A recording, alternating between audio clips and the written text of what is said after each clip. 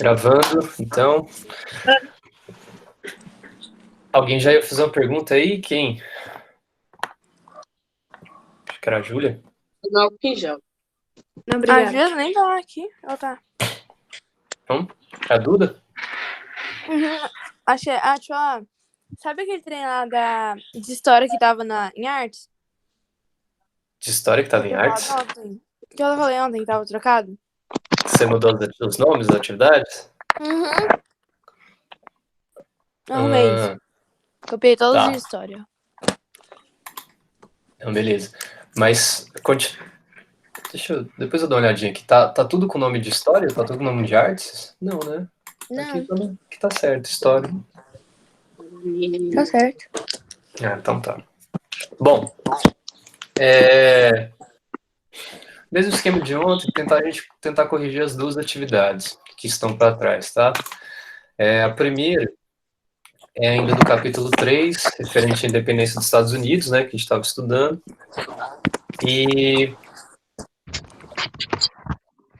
é que eu pedi para vocês assistirem o filme Patriota, né? Depois produzir uma síntese, né? Um texto dissertativo. Identificando aí. Mutem, por favor, seus microfones.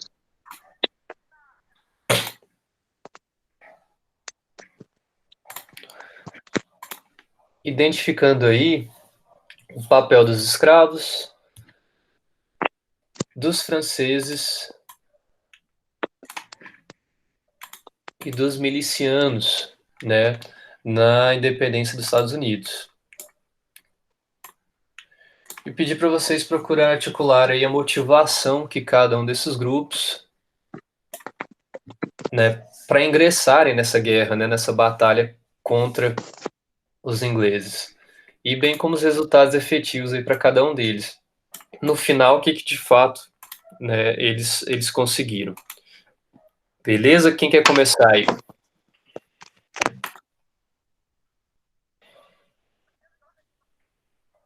Vergonha alheia. Não quero isso. Vai tudo. É pra ler tudo, Lucas.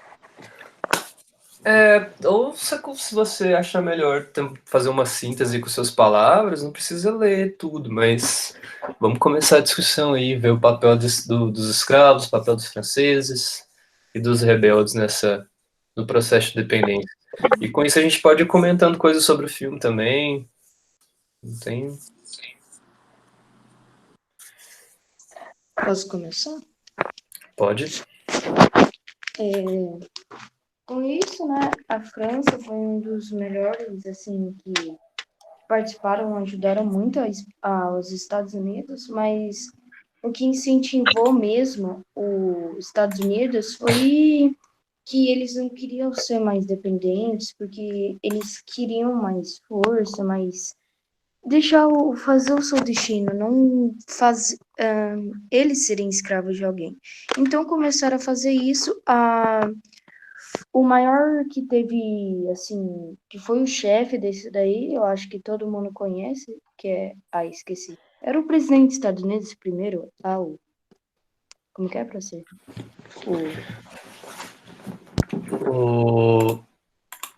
Esqueci agora. Caramba, também. O que na verdade, auxiliou na rede... Sim. Auxiliou na rebelião para conseguir a independência. Esqueci o nome dele. Vamos lá, só um minutinho, que eu tô entre... George Washington? Eu tô entre o Washington. George Washington. Foi George Washington que queria que as pessoas dos Estados Unidos fossem com ele lutar para a independência. Com isso, os Estados Unidos conseguiu e tá feliz para sempre aí, né? Uhum. Bom, além desse interesse dos americanos em si, né, queria que vocês se centrassem nesses grupos que a gente falou. Tipo, os milicianos aí são esses norte-americanos, né, são estadunidenses, mas eu queria que vocês centrassem nos escravos e nos franceses, no papel deles, tá? E queria também que vocês utilizassem o chat só para complemento mesmo, pergunta e tal, porque senão a gente desvia a atenção aqui. O Guilherme foi me perguntar, eu tava aqui, tipo, olhando o que vocês estavam escrevendo no chat aqui, gente. Então, vamos lá. A gente vai ter que abortar essas videoconferências, se vocês não levarem um pouquinho mais a sério.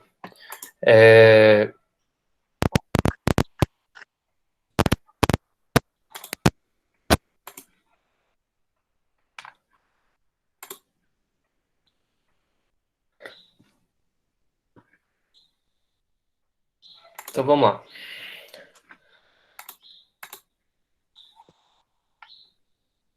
Mais alguém?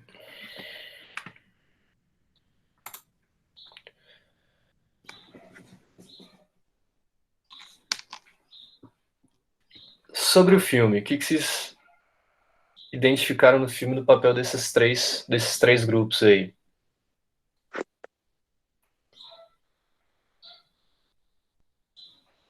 Não vou falar porque eu já falei, então.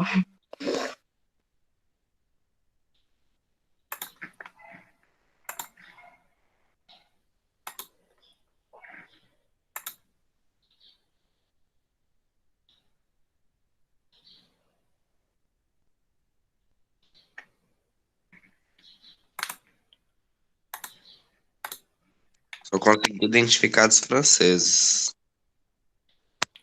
Qual o papel dos franceses aí nessa? Eles ajudaram o pessoal dos Estados Unidos. Eles ajudaram como? Em recursos e soldados. E por que os franceses ajudaram os Estados Unidos? Qual que é o interesse dos franceses em ajudar os Estados Unidos naquele período? Naquele Essa momento é a parte de que eu não consegui independência. entender. Alguém?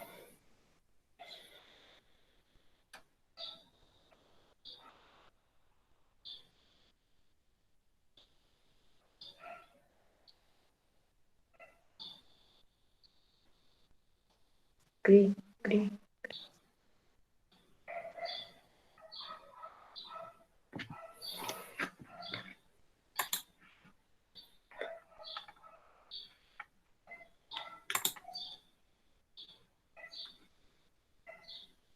Posso falar? Pode. Que os franceses ajudavam com os Estados Unidos e com isso eles achavam territórios indígenas. Então, quando os franceses ficavam lá, eles tomavam essas terras dos indígenas. Esse era o objetivo deles. Né? Além dessa questão que foi tido como recompensa, né? Após o processo de independência, essas terras indígenas foram invadidas, não dadas não só aos franceses, mas também aos milicianos e todo mundo que participou. Os franceses também tinham interesse comercial, né, com os norte-americanos, porque se a gente, os Estados Unidos enquanto colônia, ele estava privado de comercializar com outros países, né? Ele tinha essa restrição comercial com a Inglaterra. Tanto é que a gente tem a questão das leis, né?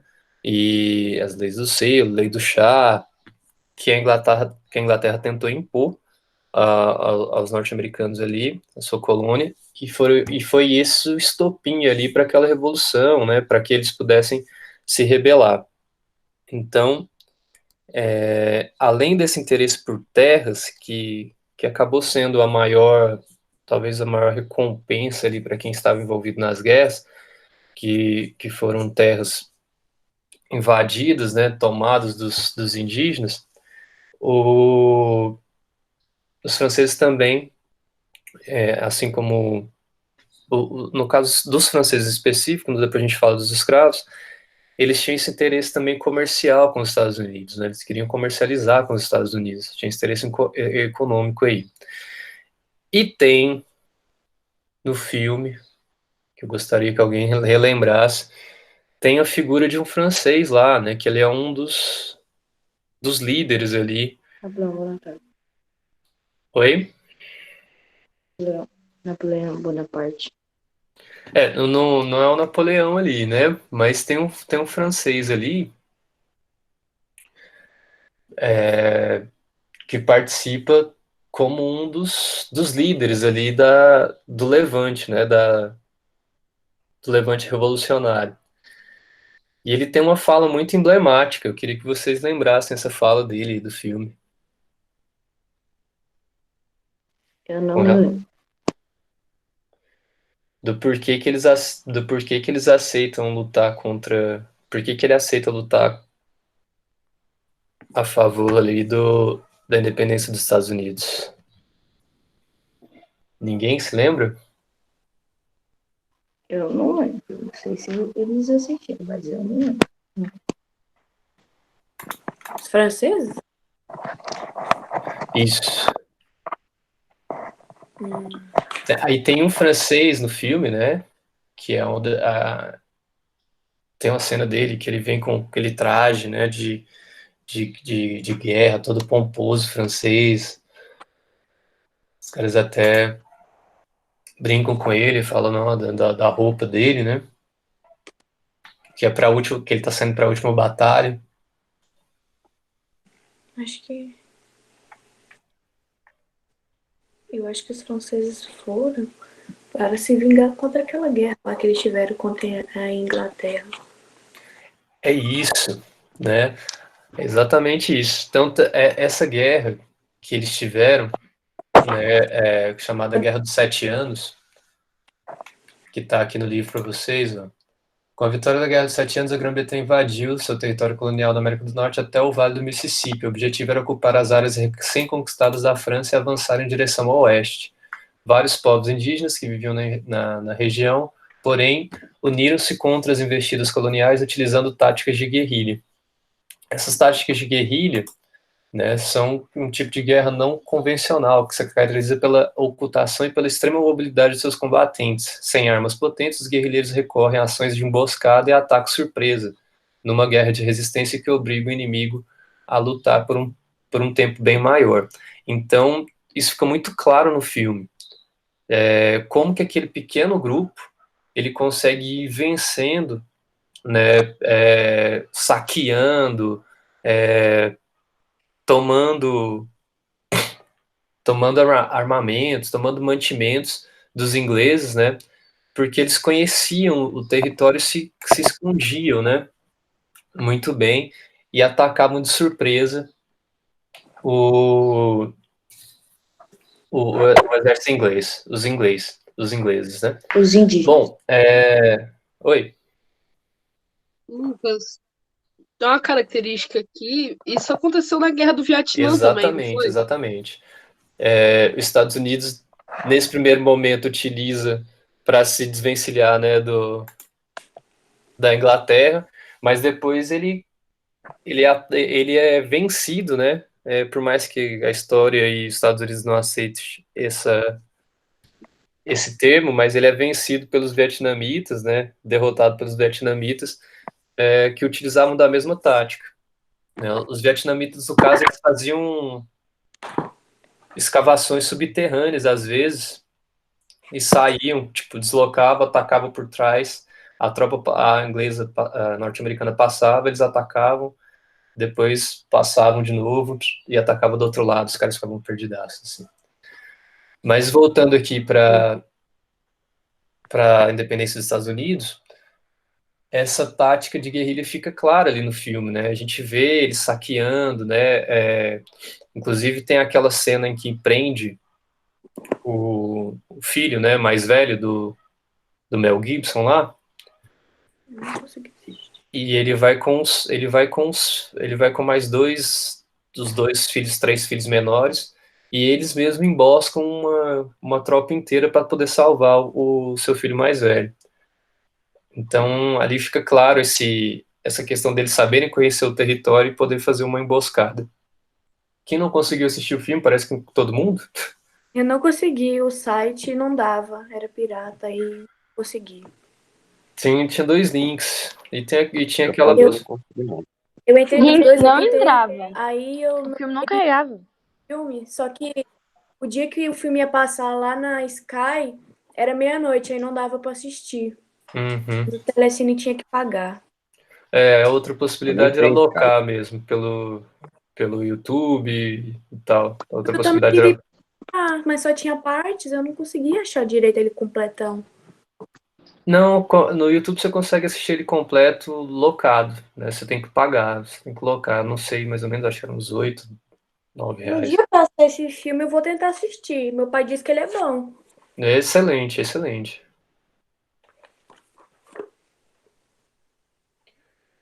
Tá, os meninos estão falando aí, ó, Topflix, eu não sei se tem no Topflix não, mas é um site também que... Não, tinha uma época que tinha no Netflix, mas depois saiu, tiraram. Esse é o grande problema. Bom, mas era fundamental que vocês tivessem visto o filme, assim, pra Eu não gente consegui. poder fazer esse bate-papo aí e tal. Como é que vocês produziram o resumo de vocês? Vocês pegaram na internet, então? Coisas da participação desses 3 grupos e tal? Vocês nem Eu fizeram? pesquisei no Google. Eu estudei. Hum.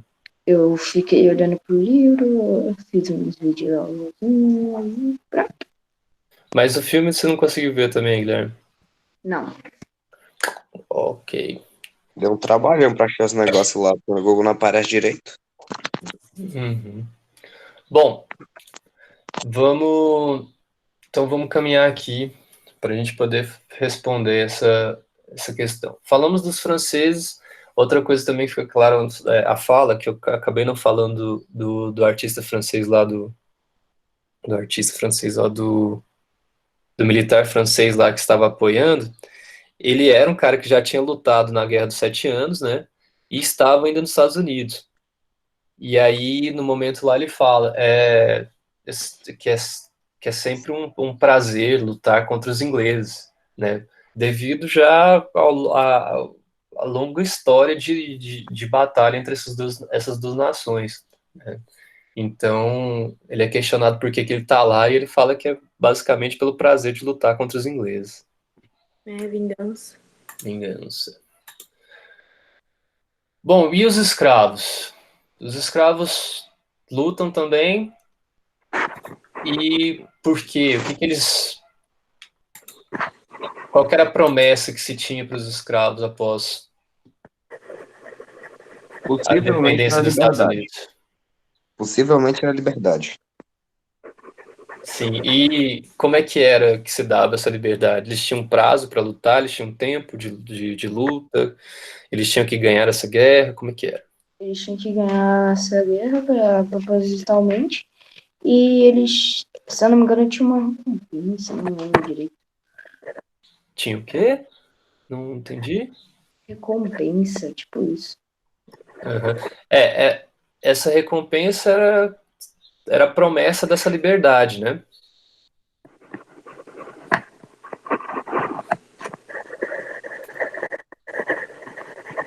Então, o que eles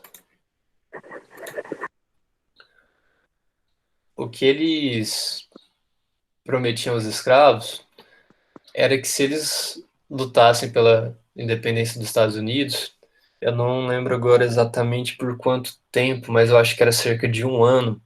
E isso no filme lá também fica muito claro que você tem um personagem lá que faz esse papel do escravo e ele já tá, ele tem sempre um amigo que pergunta para ele, um colega de batalha lá, e pergunta por que ele tá ali e tal. E aí logo no início ele fala, porque foi prometido que se a gente saísse vitorioso, eu conseguiria minha liberdade, né? Que era a forma que eles estavam recrutando escravos para entrarem nesse exército. Então, aí chega um tempo, numa batalha lá, parece que faltam tipo 2 meses.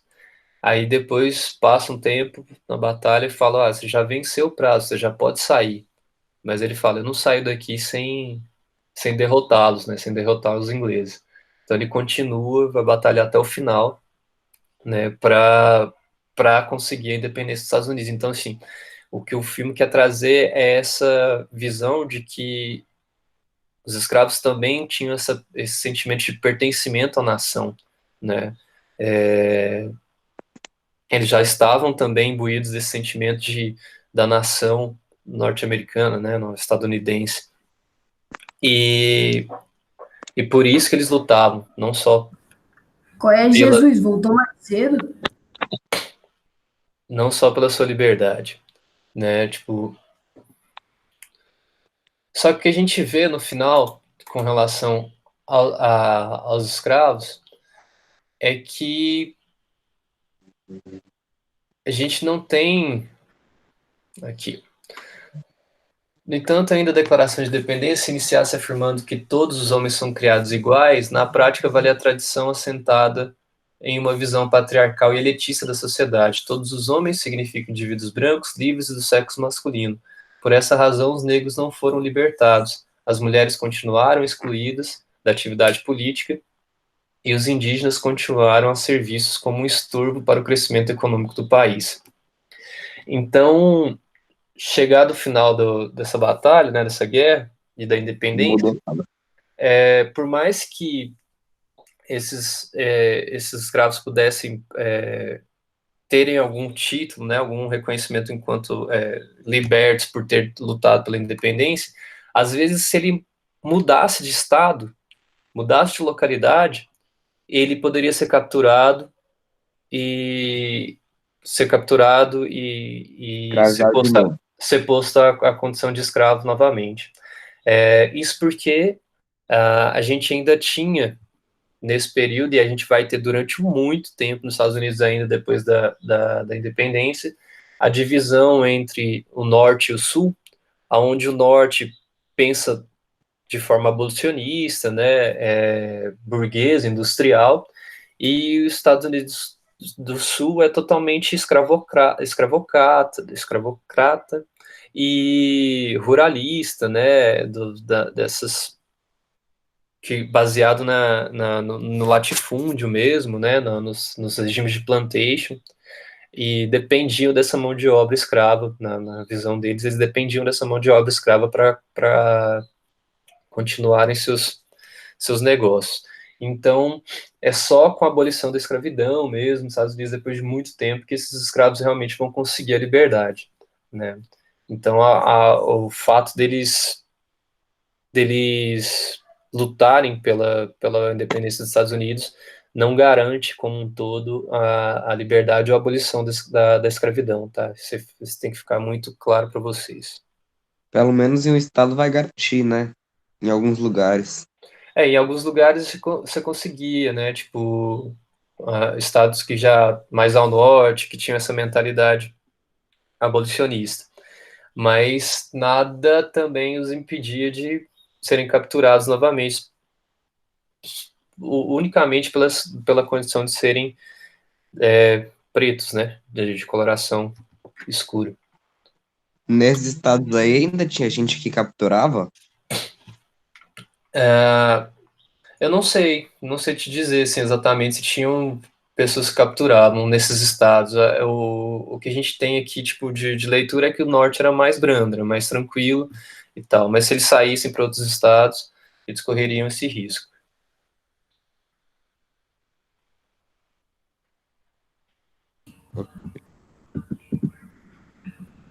E agora qual é a matéria?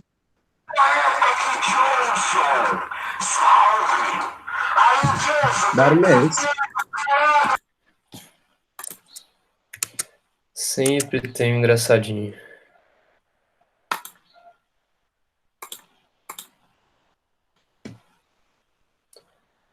Bom, a gente ainda não falou dos rebeldes, né?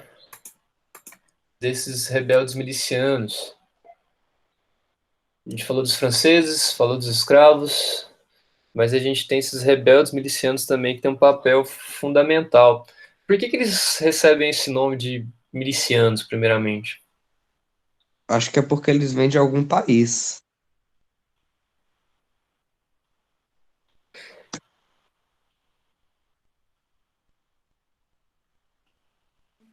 É porque. Posso falar? Pode? É porque eles vieram de outros países, tipo México, Jamaica, para ajudar os Estados Unidos na independência. Isso. E como é que eles, o que que eles receberiam em troca? O que que eles recebiam em troca? Recursos e posse de terra. Exatamente. Então, mais uma vez, são as terras indígenas aí, né, que vão servir de moeda de troca para esse exército norte-americano aí contra os ingleses, né, contra a sua metrópole. Então, esses rebeldes recebiam aí, tinham a promessa de receber terras indígenas ao final da guerra, e isso já era, talvez para eles já era bastante interessante, né, porque isso teria a condição de começar uma vida com posses, né, com terra, com posses e com renda, de recomeçar uma vida aí no, na terra da liberdade, como era chamado, né. Por que que eles sempre usavam as terras indígenas como moeda de troca? Porque eram dos povos mais, digamos, mais vulneráveis, né, eles tomavam as terras, as outras terras já estavam ocupadas por grandes latifundiários e tal, então na mentalidade deles era mais fácil acabar com essas reservas indígenas, né, com essas terras indígenas e repartir entre eles. É porque aconteceu uma guerra entre os indígenas e os Estados Unidos. Eu acho que é por isso que eles se revoltaram e eles começaram a fazer isso. Os indígenas ajudaram, né, na Guerra dos Sete Anos, eles ajudaram, no caso, na época, os franceses, né, contra o exército inglês. E aí tinha essa, talvez esse sentimento aí de vingança também, né? É. E os indígenas também ajudaram na Guerra da Independência dos Estados Unidos. Isso, aí os indígenas também lutaram contra os ingleses depois na Guerra de Independência, né? Só que eles foram os mais lesados, né? Os prejudicados nesse Professor, processo depois. Opa, professor, qual que sim. era a recompensa dos indígenas? Se Eles a não continuaram recompensa invadindo era. as terras. Calma aí que vocês falaram juntos, não deu para entender. Pode falar, Eduardo.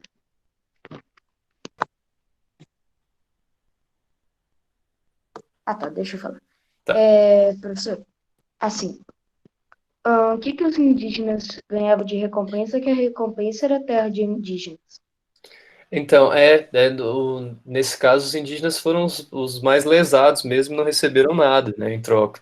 Tipo, a não ser essa ideia de estar numa nação independente, né, mas para os indígenas esse conceito também de nação, de território e tal, é totalmente avesso, né, totalmente averso. Então, tipo, você tem o papel deles ali na luta, mas de fato, como recompensa, eles não tinham promessa de nada mesmo, assim. Eles foram enganados, depois lesados e as suas terras foram tomadas, né? Talvez eles lutassem, talvez Aparentemente eles eles só perderam. lutassem justamente para a preservação dessas terras, né? Porque já tinham visto com interesse em ser ocupados o tempo todo, né? Na verdade, eles estavam sendo tinha que lutar contra essa ocupação, porque mesmo sem ter a presença dos ingleses, os próprios americanos ocupavam suas terras, né? Iam atrás de terras indígenas para poder montar suas fazendas e tal, né? Então, esses indígenas que acabaram apoiando não tinha assim, tipo, talvez a única o que se iludiam eles naquele período era com essa possível liberdade, né? Com a não intervenção de novo nas suas terras, mas o que acontece no final é a tomada mesmo e a repartição dessas terras entre os outros grupos. Eles tiveram que tomar para pagar os rebeldes, né? Como tiveram que tomar? Aí eles tomaram para pagar os rebeldes, Uhum. né? Pagar todo mundo que estava envolvido ali, né? Não só mas principalmente os rebeldes, porque os negros africanos não recebiam essas terras.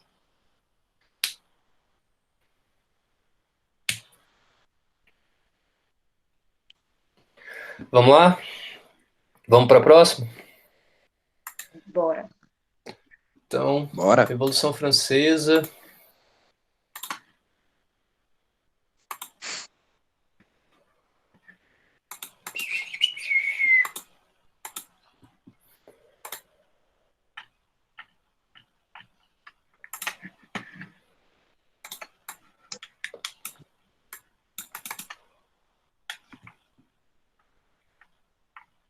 Então, eu pedi para vocês realizarem a leitura da página 64 e 67, o início do capítulo.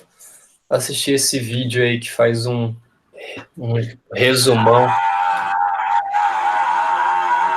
O que é isso?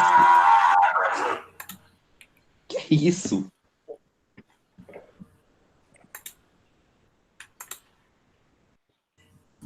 Que faz um resumo aí dessa Revolução Francesa, dos grupos participantes e tal, e pedir para vocês responderem as questões elaboradas aí referentes a essa primeira parte do capítulo, essa introdução. A gente vai ver que é um processo bacana, Guilherme, que é um processo,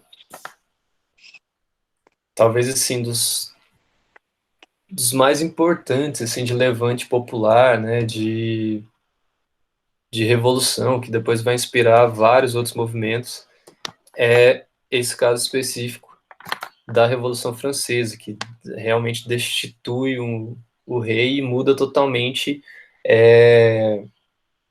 a forma de se pensar, né, de como se estrutura uma sociedade, se organiza uma sociedade. Então, primeira questão, estabeleça um panorama da França durante o Antigo Regime, quais eram suas classes e como estavam divididas. Era só os nobres, o clero e o resto.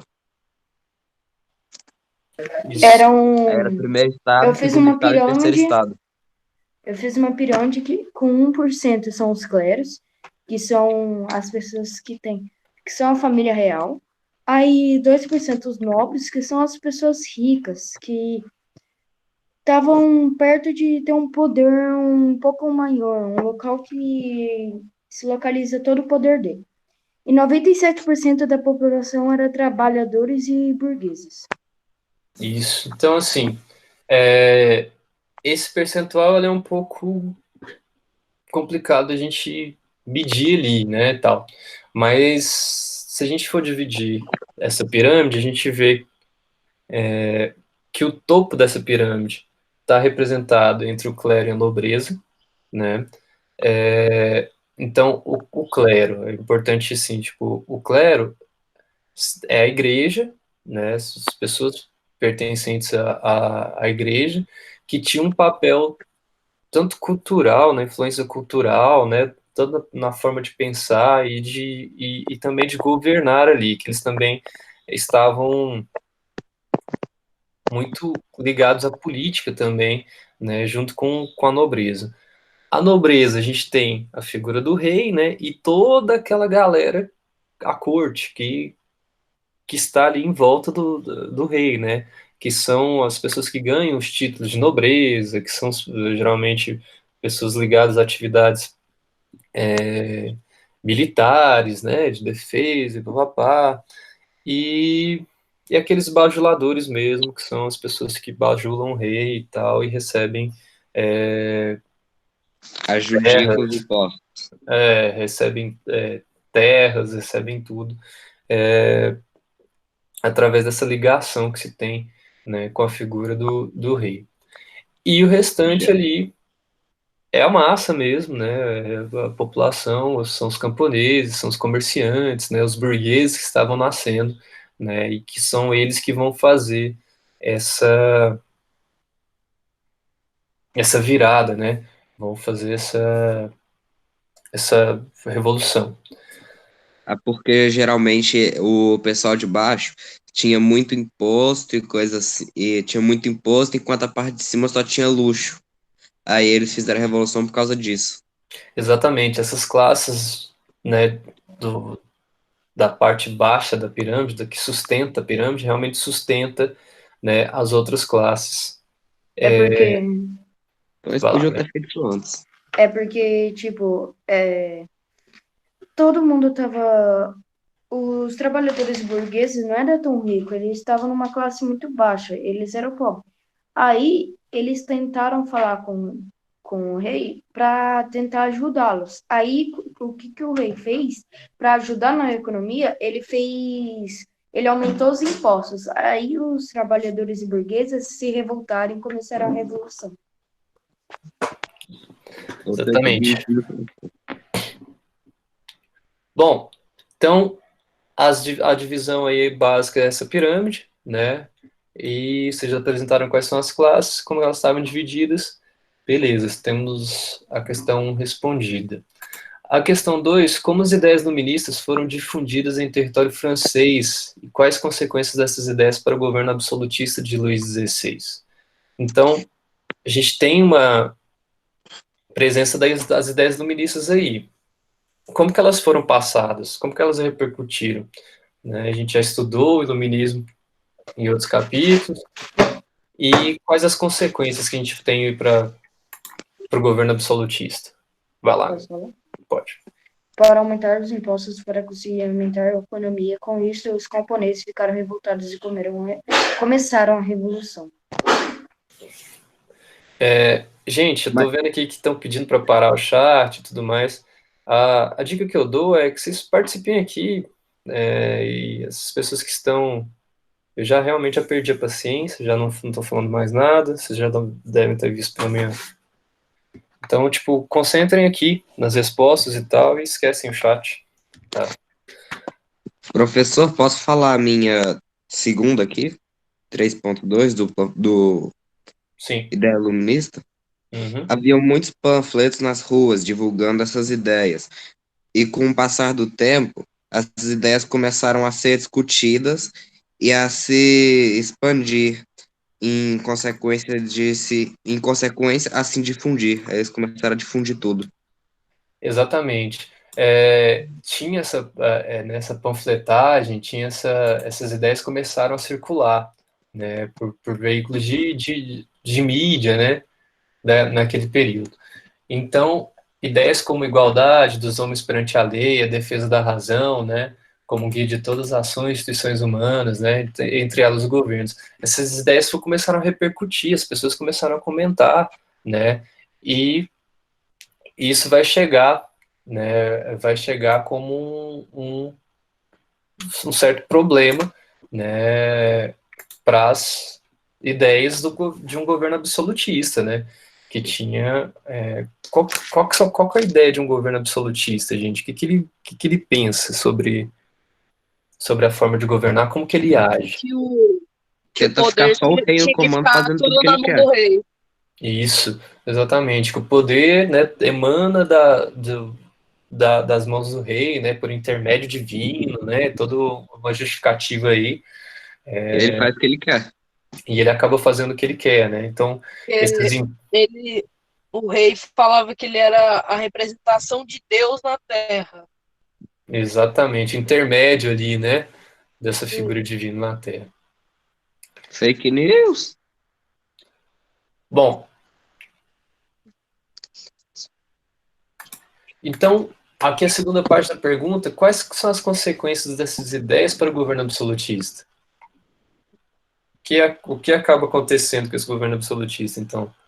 Acaba que A eu 3? acho que o governo acaba que não consegue mais ser absolutista, eles têm que... Aí tem a revolução, eles montam outras classes. É isso que acontece.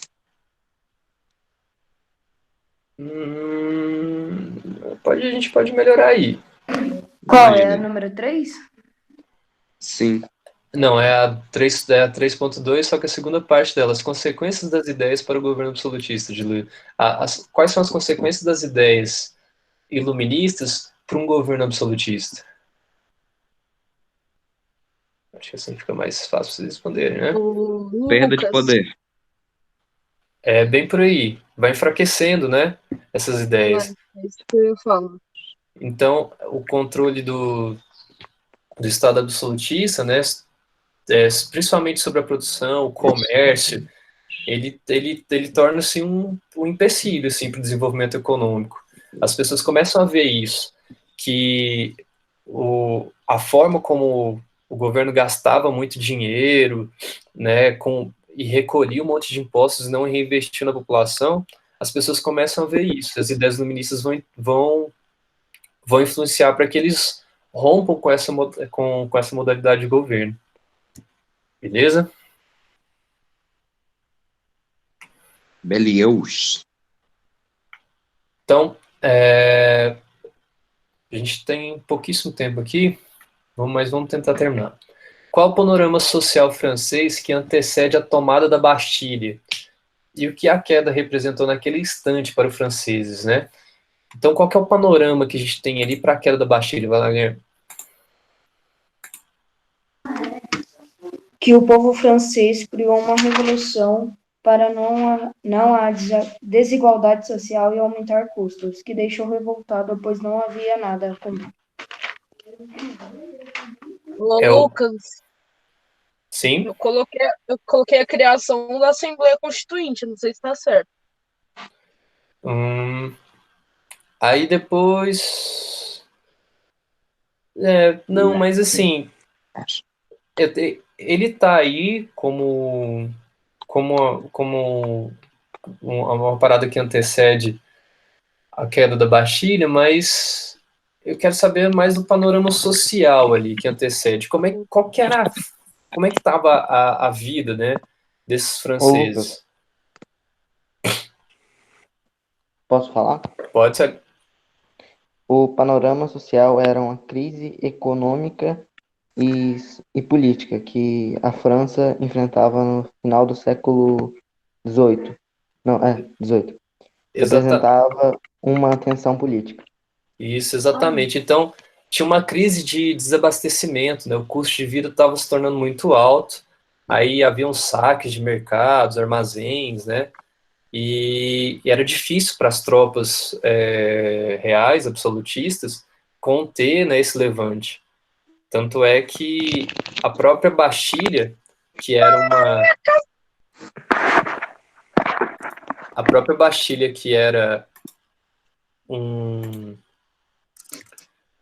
uma espécie de prisão, né? E também de onde guardavam armamentos e tal, e prendiam pessoas. Ela vai representar ali, tipo, que é uma prisão real em Paris, né? Que é tipo assim, era um símbolo do absolutismo francês. Então, você ter ideia, tipo, as pessoas conseguirem tomar uma prisão, um órgão militar, já representa o quão afetado estava, assim, tipo, o exército real, assim, né, tipo, que não conseguia conter um levante popular.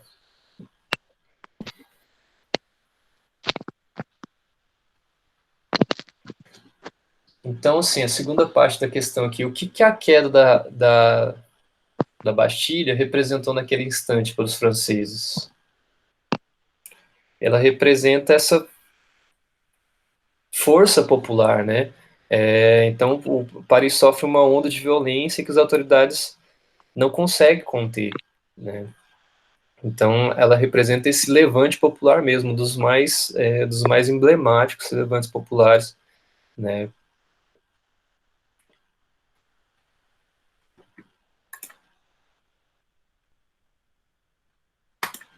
Beleza? Sim. Beleza. Então, vamos para a última questão, para a gente encerrar aqui.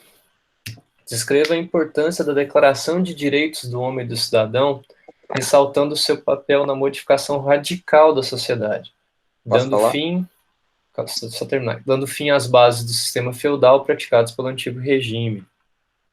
E aí, o que vocês têm a dizer sobre a Declaração dos Direitos Humanos? Essa é a única que eu não Impediu preços absurdos de impostos, permitindo que o sistema mudasse e ajudaram o terceiro estado a melhorar as condições de vida. Por aí. Boa. Então, mais alguém? Eu quero falar. Vai lá. Esse documento estabeleceu a liberdade de expressão e culto e o direito à propriedade, a segurança e a resistência a qualquer tipo de opressão. Isso. Também criou um órgão para o terceiro estado. E todas essas resoluções, né, elas representam assim, tipo, elas acabam, né, com os privilégios feudais, elas abolem aquela ideia do feudalismo, né. Então, a Declaração de Direitos Humanos, ela rompe com o antigo regime, ela acaba com aquela ideia do antigo regime, né, e, consequentemente, com aquela divisão que a gente viu lá na primeira questão, que é a divisão da sociedade entre primeiro, segundo e terceiro estado, né, e vai acabar com a ideia também aí já das assembleias, mais particularmente das assembleias francesas, aonde a gente tinha aquele voto, né, por classe. A gente tinha sempre o clero e a nobreza, 2 votos contra 1, que era do resto da população, né. Essa Declaração de Direitos Humanos também vai acabar com essa forma de votação, né, de assembleia ali. Eles vão exigir que o voto passa a ser mais próximo ao que a gente tem hoje, né, num sistema não de classes, mas de representação, né, de determinados grupos. Beleza? Belieu. Beleza. Bom, então, por hoje é só. Vou terminar aqui as atividades para enviar para vocês, resolverem para a semana que vem. Faz isso não, professor. Faço. E depois a gente marca outra videoconferência. Beleza? Falou, Tchau. valeu. Obrigado a quem participou. Tchau. Professor, Valeu, professor. Tchau. Valeu. professor, Sim? sabe quais são o primeiro, segundo e terceiro estado? Ah, O estado sólido, líquido e gasoso. sabia. Beleza. Falou, valeu. Tchau. Tchau. Tchau. Você é o último a sair.